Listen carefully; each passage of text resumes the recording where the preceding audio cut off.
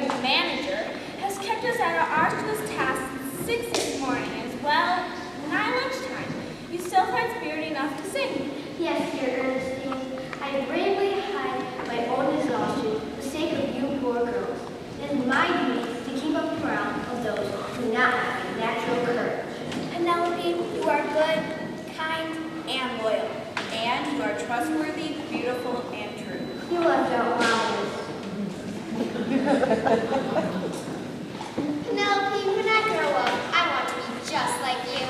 When I am old enough, I shall marry you. Alas, Daniel, that cannot be. You see, I love another. Penelope, who is it? Tell us. Oh, pray, tell us who it is. His name is Melvin Wentworth.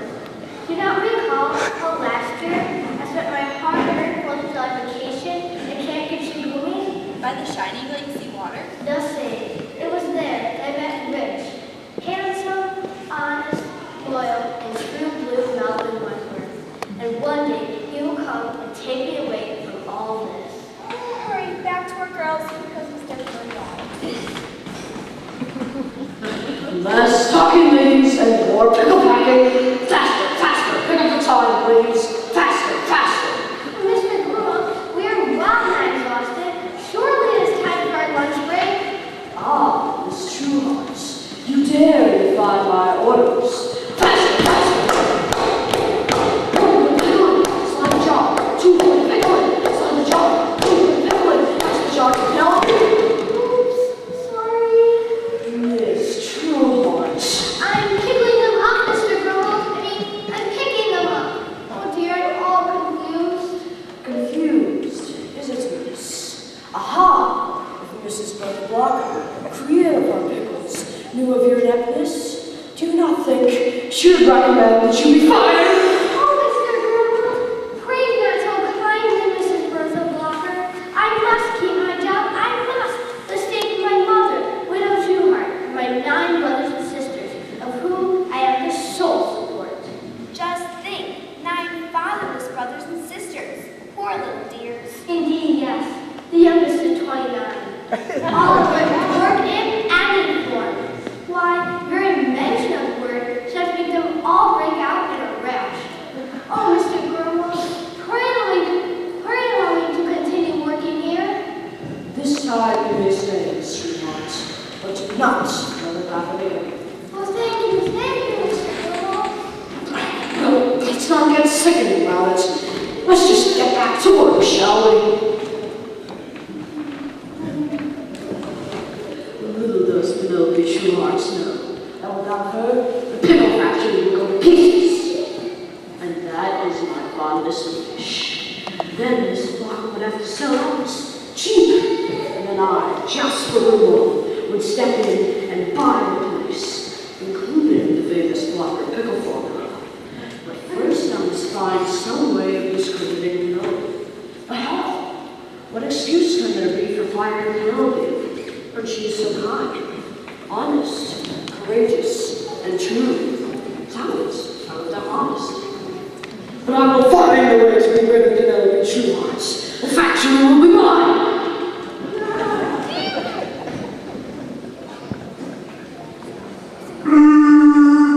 Lunch at last. Come on, everyone. Come on, Penelope. I will join you in a moment, girl. But first, let's pick up the pickles I dropped. Waste not, want not. Melvin loves me. He loves me not. He loves me. Ah, Penelope, hard at work as usual, I see. Oh, dear Mrs. Bertha Blocker, even though the new whistle is blown, you still find me busy at my lowly task. Ah, Penelope, it does my heart good to see that I'm such a good and loyal worker. Oh, Mrs. Blocker, my dearly beloved employer, what is the matter? nothing.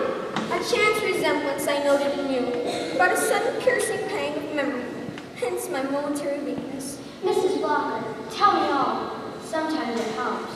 Yes, Penelope, I will tell you. Once I had a child. A child? A baby daughter, who'd be just your age now. But cruel fate would not let me keep her. It was like this. In those days, I was not the rich, elegant, benevolent, mink-clad founder of the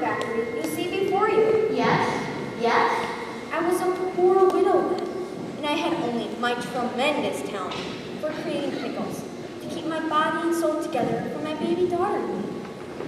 It was then I created my pickle formula, which made me queen of the pickle makers.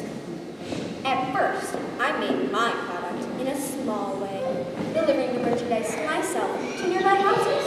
But your baby daughter? I'm coming to that. One day, alas, alas. Mrs. Blocker, pray do not continue because of you such distress. I must be brave. I must tell all. Oh, Penelope, that night I packed my pickles in a basket. And since I did not wish to leave my baby daughter alone in our humble cottage, I packed her in a similar basket.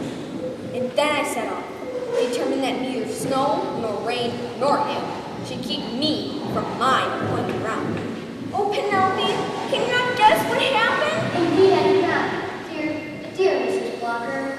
A dreadful mistake occurred. Instead of the basket of pickles, I left my baby daughter on the back doorstep of a nearby house. How dreadful! But were you not able to recover the child? Well, you see, I was busy at the time.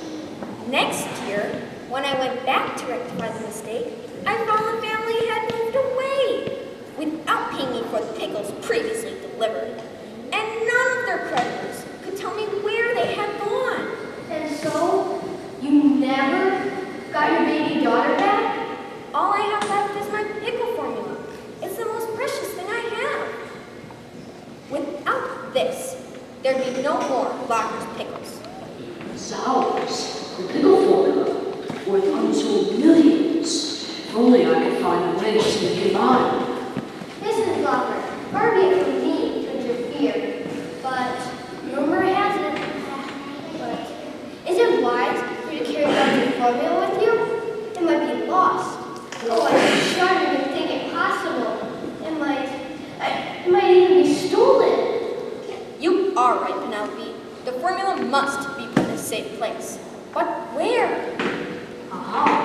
Little do they know that I'm observing their every move. I shall discover where they hide the pickle formula, and then I shall abscond with it. Penelope will be blamed for the theft. Mrs. Blocker's pickle factory will go broke, and I shall start my own pickle packing plant right here. Where shall we hide the formula, Penelope? Where else but under that pickle leaf, right where I work, dear Mrs. Blocker. Such a clever idea. Then you can keep an eye on the formula and make sure it's safe. It will be quite safe for now. Farewell, dear Penelope. I shall no longer keep you from your frugalage. I've gone out to dine in luxury at Delmonico's with Count Frisbee. Count Frisbee, Mrs. Blocker, far be it for me to interfere with the course of true love. But rumor has it that certain competitors abroad are deeply interested in your pickle-making formula. Can it be that the Count... Penelope! Are you implying that Count Frisbee is more interested in my pickles than in me? Pray do not be offended, Mrs. Blocker. I meant only to a friendly word of warning. Count Frisbee loves me for myself alone, I'm sure. Farewell, dear Penelope. Farewell, Mrs. Blocker. Now we'll join the others for lunch, when the sons of the vector and must to upon their jury way.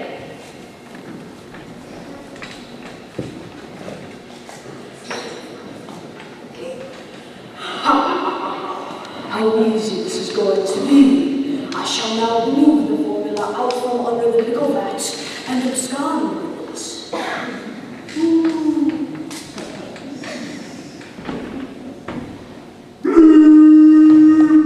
Now, curses!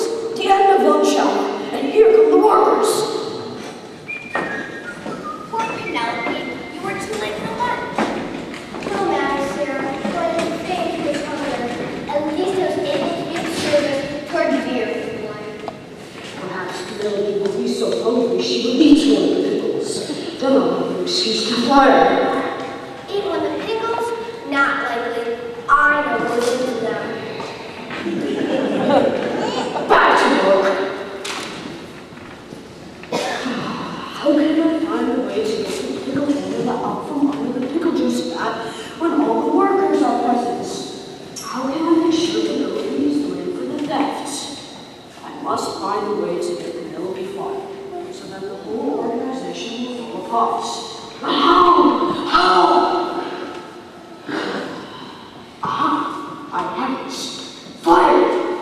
shall pretend that there is a fire. Everyone will run out, leaving the precious formula unguarded. Then I, Jasper Grimmauld, will step in and steal the formula and abscond with it. I go now to my office to perfect my Machiavellian scheme to ruin the pickle factory, discredit Penelope, and make myself rich.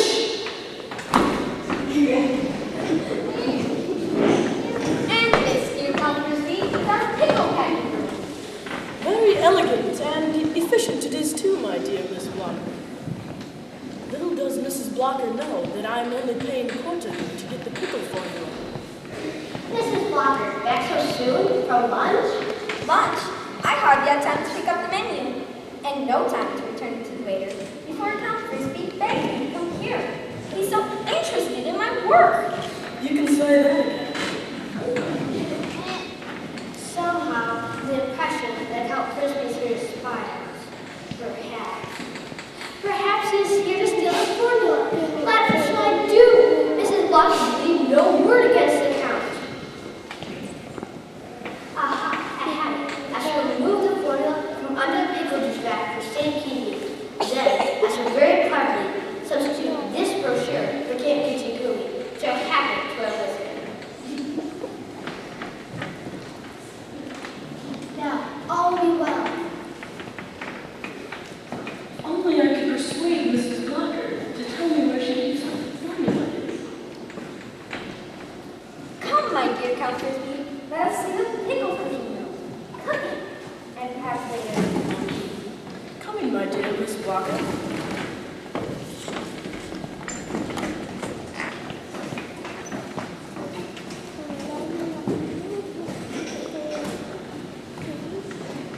Now is the time to put my masculine lad into effect.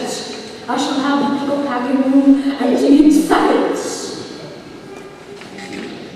Ladies, you must flee, or is it fly from here? There is a fire. Hurry, not immediately. And oh my God.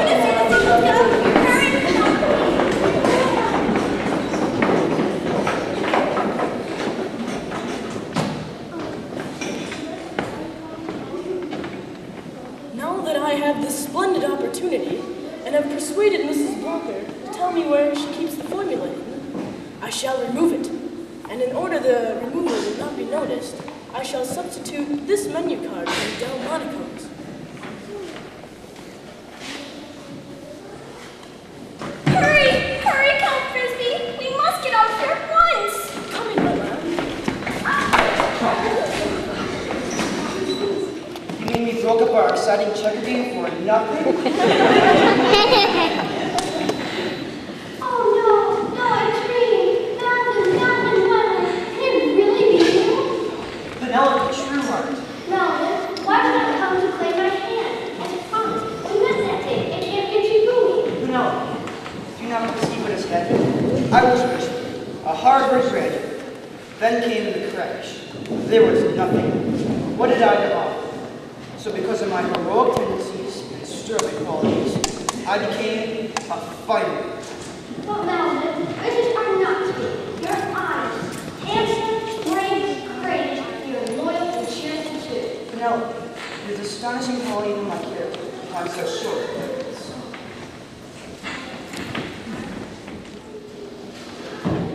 At last, I have it. The formula for which I risk everything. I shall now very cleverly substitute some spill for my tail, so that no one shall know that the formula is gone.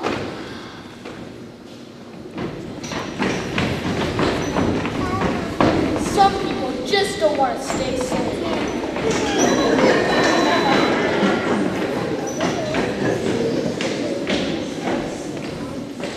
All that trouble just to get a brochure about canoe rides at Camp Kitchen Gooey.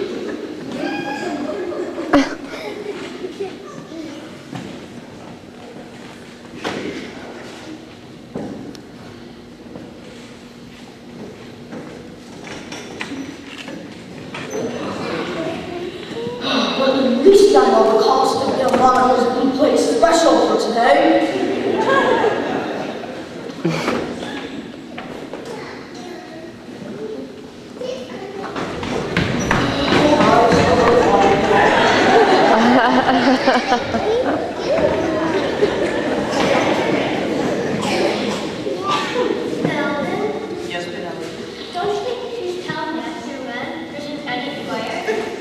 You are right as always, dear Penelope. It is my duty as a fearless leader to enlighten my stellar regiment.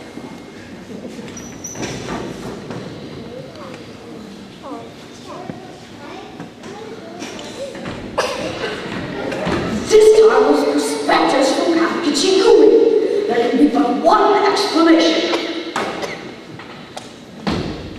Penelope Trueheart, I have reason to believe that you are in possession of Mrs. Blocker's formula for pickle making. Hand it over at once. You shall never have it, Mr. Grimwald. I defy you.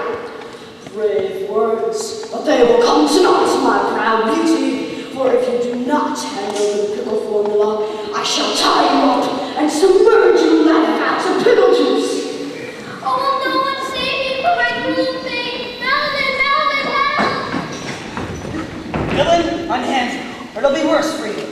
Shall I consent to be foiled now, when the victory of my nefarious schemes is so close at hand? Thrice no! Then, villain, be prepared to take the consequences. How dare you hit Melvin on his glass jaw?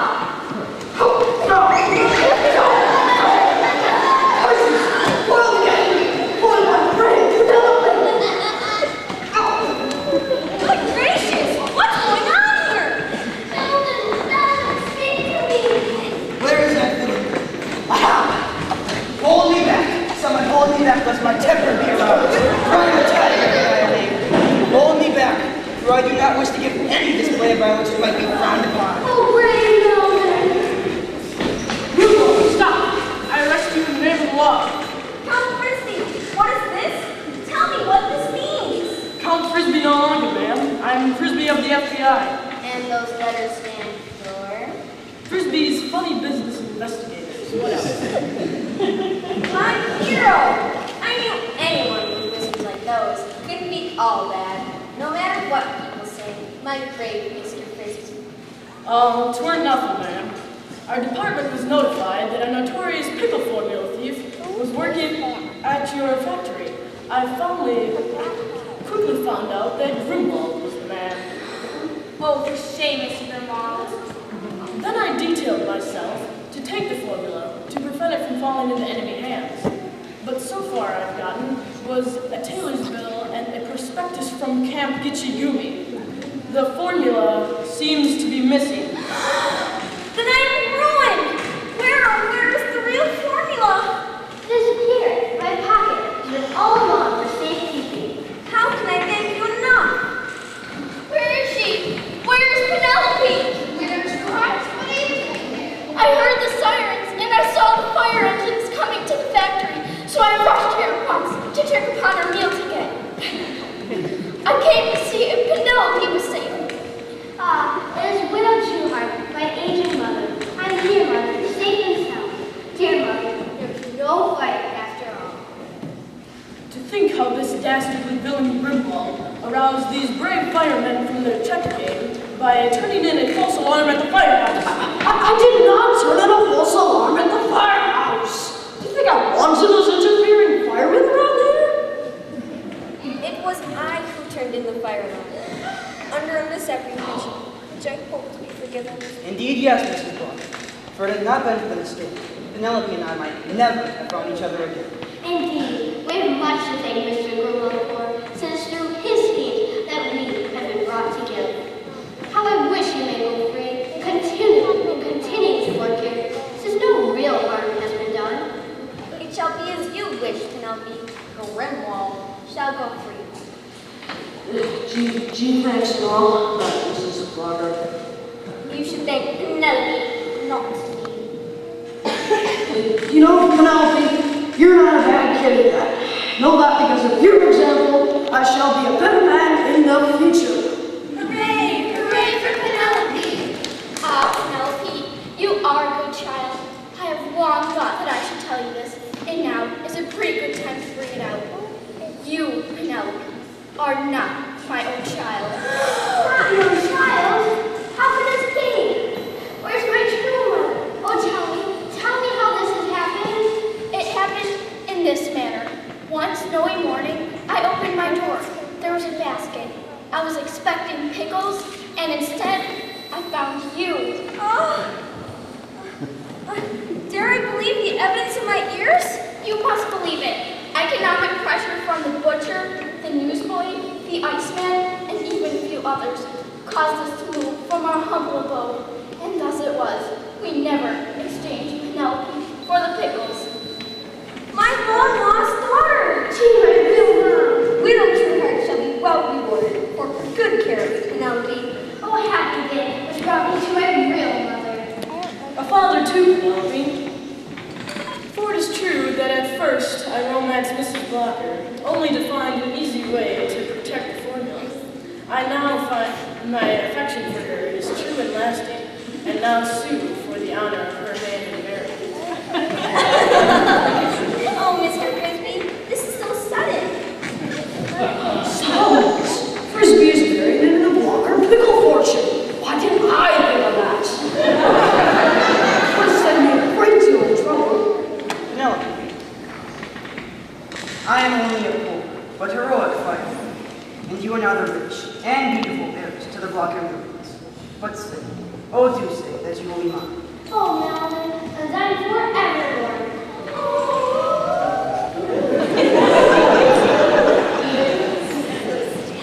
All right, she won't been wasting time. Back to work.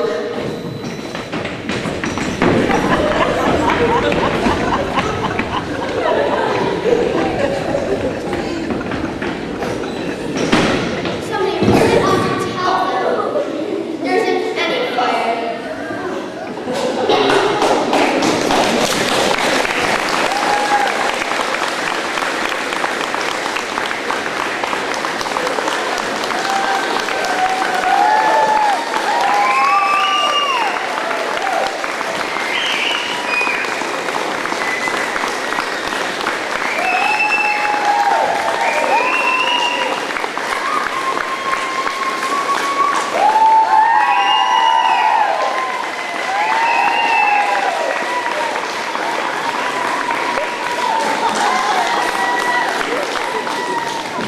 Mr. Herman, if you could hit the lights back there. Ladies and gentlemen, we're really grateful that you took time out of your busy weekend to join us tonight. We truly enjoyed presenting these plays to you. I hope that you enjoyed them as well. God's blessings on the rest of your weekend.